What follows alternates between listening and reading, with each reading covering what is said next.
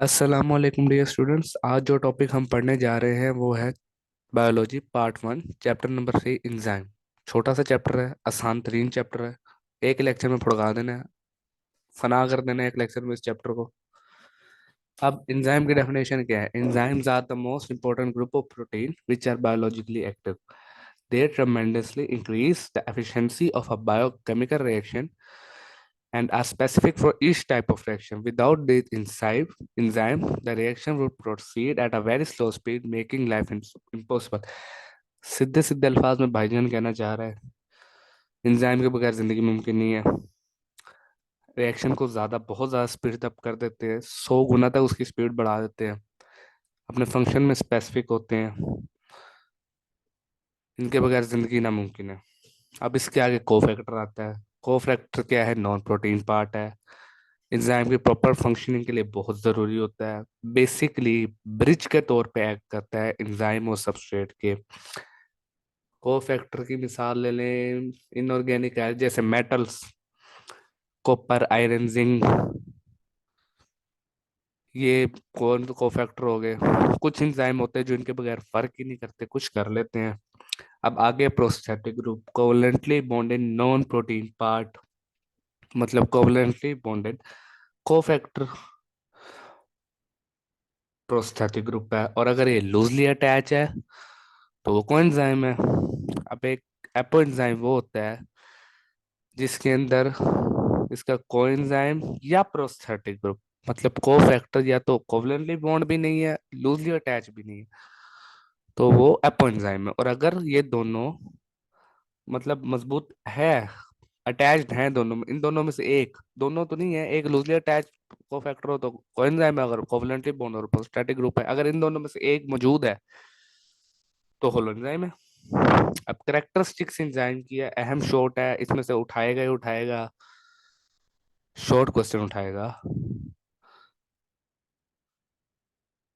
4-5 points हैं। Enzyme globular protein है, increase rate of reaction increase कर देते हैं, इनकी प्रेजेंट एंड प्रोडक्ट की नेचर को कोई नुकसान नहीं देती, एक्टिवेशन एनर्जी कम कर देते हैं, कुछ कोफैक्टर बगैर वर्क नहीं करते सही से, टेम्परेचर या पीएच की चेंज के अंदर की वजह से टीनेचर हो जाते हैं। नखरे भी बड़े होते हैं भाई, जरा सा टेम्परेचर बढ़ाओ टीनेचर हो जाता है। दो चार और हैं, शॉर्ट क्वेश्चन में आते हैं, चार लिखने होते हैं, लॉन्ग के अंदर भी आ जाते हैं, बोर्ड अलग हो कोई पता नहीं क्या उठा लें। पूरा याद कर लेना मुश्किल नहीं है। स्कीम का मुझे नहीं पता कि चैप्टर है लॉन्ग के लिहाज से या नहीं है, हमारी बारी नहीं था।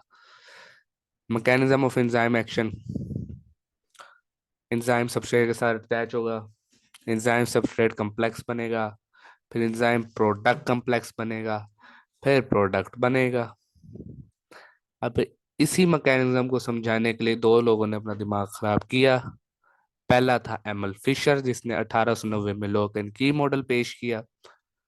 उसके मुताबिक स्पेसिफिक एंजाइम स्पेसिफिक सबस्ट्रेट के ऊपर वर्क करता है, उसके अलावा नहीं करेगा। मिसाल भाईजान देते हैं, जैसे कि एक स्पेसिफिक चाबी एक स्पेसिफिक ताले को खोलने में के काम आती है, उसी तरह एक स्पेसिफिक एंजाइम भी एक स्पेसिफिक सबस्ट्रेट को कैटलाइज करेगा। फिर आए कोशलैंड बाबा, उन्होंने कहा ना, ऐसा ना है। एंजाइम के स्ट्रक्चर के अंदर सबस्ट्रेट चेंजेस इंड्यूस कर सकता है और कैटलाइज रिएक्शन हो सकता है। बाबा जी की बात ठीक थी, हमने मान ली। इंड्यूस फिट मॉडल ने लॉक एंड की मॉडल को गलत साबित कर दिया। जिस तरह वर्ल्ड कप से पुर्तगाल निकल गया है, उसी तरह लॉक एंड की मॉडल भी निकल गया। इंड्यूस फिट मॉडल कबूल किया। अब आया factor affecting the rate of reaction. पहला एंजाइम कंसंट्रेशन। एंजाइम हमारे हाथ में, सबस्ट्रेट अनलिमिटेड है।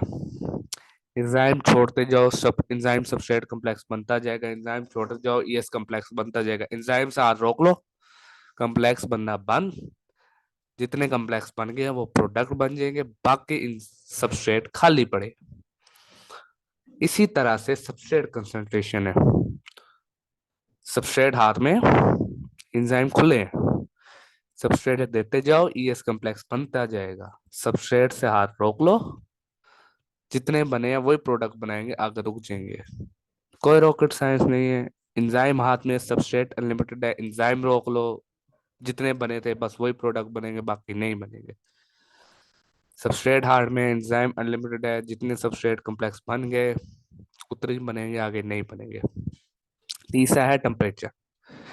अब टेम्परेचर ये है कि एंजाइम और टेम्परेचर जो है, एंजाइम की रिएक्टिविटी या रिएक्शन का रेट और टेम्परेचर एक दूसरे के डायरेक्टली प्रोपोर्शनल है, लेकिन एक स्पेसिफिक टेम्परेचर तक। अब टेम्परेचर इंक्रीज हो रहा है, रिएक्शन रेट बढ़ रहा है। अपनी बॉडी की मिसाल लेते हैं, 37 सेल्सियस पे बेस्ट वर्क कर रहा है एंजाइम। 37 से 40, 45 से 5 हुआ, चार्ट के ऊपर एंजाइम की एक्टिविटी डिक्रीज। एंजाइम का स्ट्रक्चर जी नेचर। वजह, वजह जानी ये, 30 सेल्सियस के ऊपर एंजाइम वर्क कर रहा है,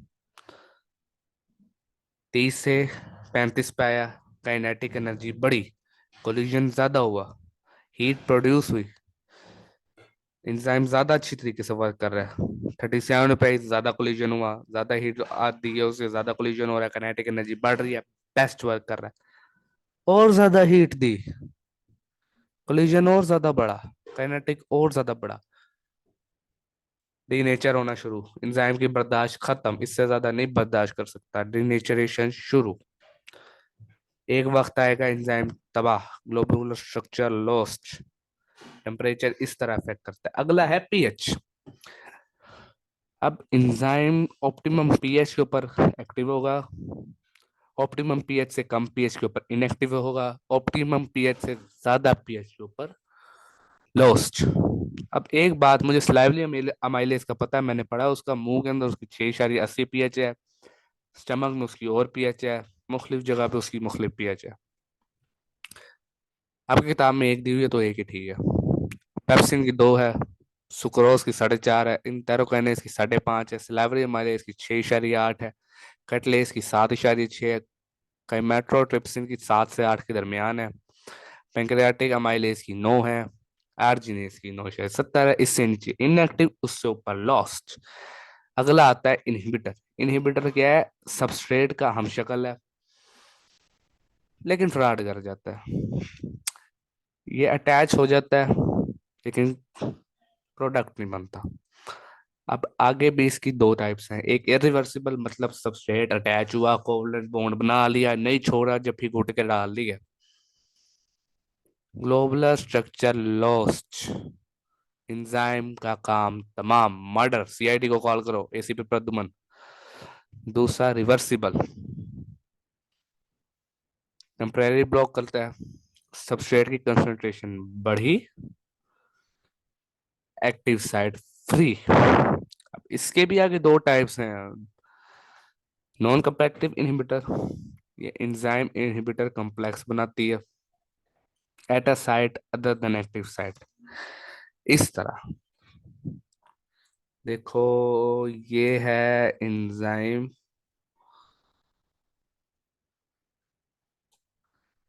सबस्ट्रेट एंजाइम, ये है सबस्ट्रेट। अब जो है ना इनहिबिटर, गलत नहीं समझना, ये सबस्ट्रेट है, ये एंजाइम है। अब जो वो है inhibitor, non competitive, other than active site, इधर बनाएगा, इधर भी बना सकता है, लेकिन बात वही है, आल्टर करके इधर, लेकिन प्रोडक्ट में ट्रांसफॉर्म नहीं होगा। अगला है कंपेटिटिव इनहिबिटर। कंपेटिटिव इनहिबिटर क्या है? एक्टिव साइड पे बनाता है, लोकल लाइक होता है, लेकिन रिएक्शन कैटलाइज नहीं करता। बात वही है, सबस्ट्रेट की कंसंट्रेशन बड़ी, रिएक्शन कंट्रोल। इतना सा चैप्टर है, आसान तरीन चैप्टर है, सिर्फ शॉर्ट क्वेश्चन एमसीक्यूज आते हैं, याद कर लेना, तुम्हारी मेहरबानी होगी। नहीं करोगे तो मेरा वाला हाल हो जाएगा। अब पूरा ओवरव्यू दे देते हैं एक दफा। एंजाइम ग्रुप ऑफ प्रोटीन है, बायोलॉजिकली एक्टिव है, एफिशिएंसी बढ़ा देता है, इनके बगैर जिंदगी इनकम्प्लीट है। किताब के मुताबिक और हकीकत में भी। कोफैक्टर क्या है? इनकम्प्लीट इसी तरह, नहीं नहीं नहीं बच्चे, मिसाल नहीं हो जाएगी। कोफैक्टर नॉन प्रोटीन पार्ट होता है, essential for proper functioning of enzymes होता है। Metallic ion, copper, zinc, magnesium इसकी मिसाल है। कुछ एंजाइम इसके बगैर वर्क ही नहीं करते, इसको अपना अबू तस्लीम कर लेते हैं। Prosthetic group covalently bonded non protein part होता है, मतलब covalently bonded cofactor. Coenzyme loosely attach protein है, मतलब लूजली अटैच कोफैक्टर। एपोएंजाइम वो है जिसके अंदर कोफैक्टर है ही नहीं। कोएंजाइम वो है जिसमें कोफैक्टर है। इन दो में डिफरेंस भी आता है। अगला है all characteristics of enzyme. Global structure है, रेट बढ़ाता है, अफेक्ट नहीं करता नेचर ऑफ एंड प्रोडक्ट्स को, एक्टिवेशन एनर्जी कम करता है, टेम्परेचर पीएच के अंदर चेंज से खराब हो जाता है, आत्मा रोल जाती है गरीब की। और कुछ को कोफैक्टर चाहिए, अबू अबू चाहिए। Mechanism of enzyme action. Enzyme substrate के साथ रिएक्ट करेगा, एंजाइम सबस्ट्रेट कॉम्प्लेक्स बनेगा, उससे फिर एंजाइम प्रोडक्ट कॉम्प्लेक्स बनेगा, फिर प्रोडक्ट बन जाएगी। इस चीज के ऊपर दो बंदों ने मगज खपाएगी। पहला था लॉक एंड की मॉडल। उसने बताया स्पेसिफिक एंजाइम स्पेसिफिक सबस्ट्रेट को कैटलाइज करता है। फिशर बाबा ने बताया था किस तरह एक स्पेसिफिक चाबी स्पेसिफिक ताले को खोलती है। उसके बाद आए कोचलैंड बाबा, कहते हैं नहीं, ऐसा ना है। हाँ जी, हम कहाँ थे, आए कोचलैंड बाबा। कोचलैंड बाबा ने कहा नहीं, एंजाइम सबस्ट्रेट एंजाइम के स्ट्रक्चर में चेंज इंड्यूस करता है। हमने कहा ठीक है जी, करता होगा। उन्होंने साबित किया, हमने मान लिया करता था। साब पुर्तगाल बार, लोकन को की मॉडल बार, रोनाल्डो कंट्रोल। आ गया factor affecting the rate of enzymes. Enzyme concentration, enzyme हाथ में सबस्ट्रेट अनेवा, एंजाइम खत्म, सबसे ईएस कॉम्प्लेक्स बनना बंद। सबस्ट्रेट हाथ में, एंजाइम अनेवा, सबस्ट्रेट पे हाथ रोक लिया, ईएस कॉम्प्लेक्स बंद। टेम्परेचर ज्यादा, स्ट्रक्चर लॉस, टेम्परेचर कम एक्टिविटी कम, temperature optimum activity maximum, pH optimum pH से कम, एंजाइम इनएक्टिव, ज्यादा स्ट्रक्चर लॉस। इनहिबिटर हम शक्ल ऑफ सबस्ट्रेट, इरिवर्सिबल रिवर्सिबल होते हैं, इरिवर्सिबल कोवलेंट बॉन्ड बना लेता है, मतलब खल्लास। अब क्या होगा? हाँ, एंजाइम का ग्लोबुलर स्ट्रक्चर लॉस्ट। अब आगे आता है रिवर्सिबल, टेम्परेरी ब्लॉक करता है। अबू की दो औलादें इसकी आगे, एक नॉन कंपेटिटिव, दूसरी competitive. Non competitive at a side other than active side पे मेजोरिटी में बनाता है, उस पे भी बना लेता है लेकिन प्रोडक्ट पे ट्रांसफॉर्म नहीं होता। अगला है कंपेटिटिव, वो तो बनाता तो उसी पे है लेकिन कैटलाइज नहीं करता। बात वही है, सबस्ट्रेट बढ़ाओ, इनहिबिटर से जान छुड़ाओ, असल भाई ले आओ, इनहिबिटर चला जाएगा। याद कर लेना, शॉर्ट क्वेश्चन है, मुफ्त के 5-6 नंबर दिलाएगा, मजे का चैप्टर है, आसान चैप्टर है। कल करेंगे चौथा चैप्टर शुरू, जो मेरा तो फेवरेट है, बड़ा मजा आएगा पढ़ने के अंदर। खुदा